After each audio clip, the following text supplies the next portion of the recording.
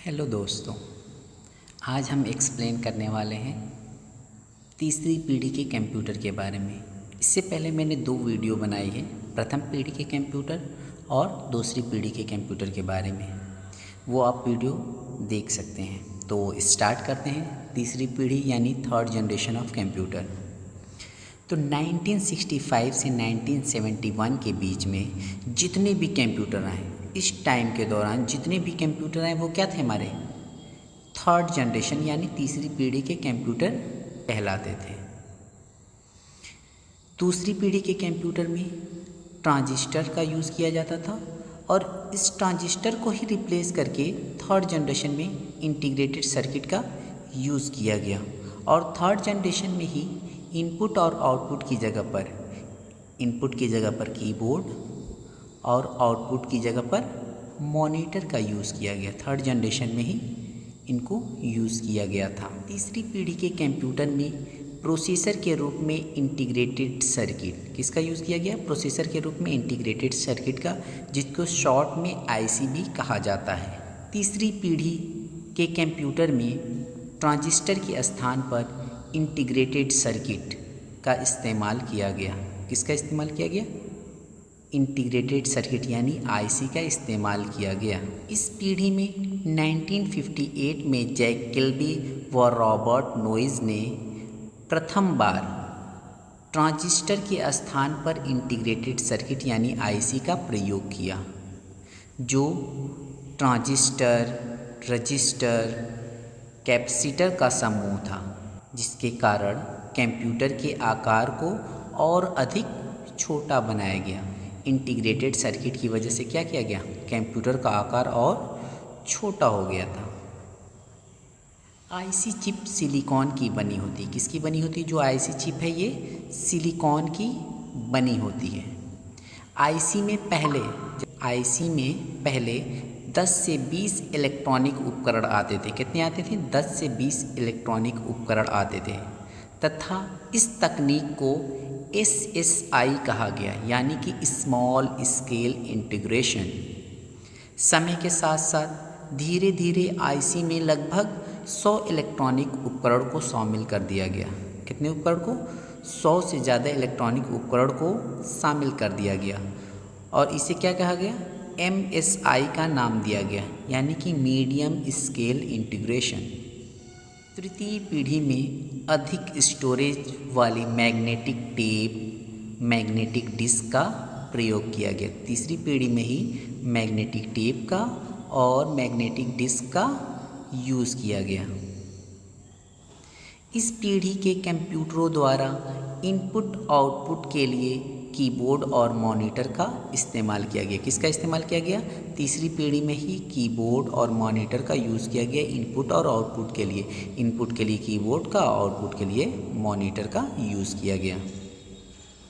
इस पीढ़ी में MICR, प्लॉटर, स्कैनर का आविष्कार किया गया, यानी थर्ड जनरेशन में ही प्लॉटर का, स्कैनर का और MICR यानी कि टाइम शेयरिंग और बहु प्रोग्रामिंग ऑपरेटिंग सिस्टम यानी कि मल्टी प्रोग्रामिंग ऑपरेटिंग सिस्टम की अवधारणा को पेश किया गया, यानी कि एक साथ कई काम हम कंप्यूटर पर कर सकते थे। कई नई उच्च स्तरीय प्रोग्रामिंग भाषाओं की शुरुआत इसी पीढ़ी में हुई। जैसे कौन कौन से हैं देख लेते हैं, pascal, basic, Fortran second, Fortran third and Fortran fourth. तृतीय पीढ़ी में कई कंप्यूटरों का निर्माण हुआ, जिनके नाम हैं IBM 360, IBM 370, CDC 6600, PDP-8, PDP-11। तीसरी पीढ़ी के कंप्यूटर के फ़ायदे यानी कि advantage of third generation of computer. इन कंप्यूटरों की डेटा स्टोरेज क्षमता पिछले कंप्यूटरों की तुलना में काफ़ी अच्छी थी। जो थर्ड जनरेशन के कंप्यूटर थे उसमें डेटा स्टोरेज पहले की दो पीढ़ियों से ज़्यादा थी।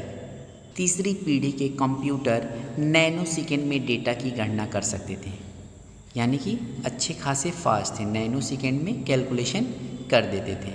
पिछली पीढ़ी की तुलना में इन कंप्यूटरों की रख रखाव लागत बहुत कम थी। तीसरी पीढ़ी में क्या हुआ, जो कंप्यूटर थे तीसरी पीढ़ी के, उनको रख रखाव में लागत बहुत कम आती थी। तीसरी पीढ़ी के कंप्यूटरों का उपयोग जनरल पर्पज़ के लिए किया जाता था। किसके लिए किया जाता था? जनरल पर्पज़ के लिए इसको यूज़ किया जाता था। किसका किसका यूज़ किया गया, इस्तेमाल किया गया?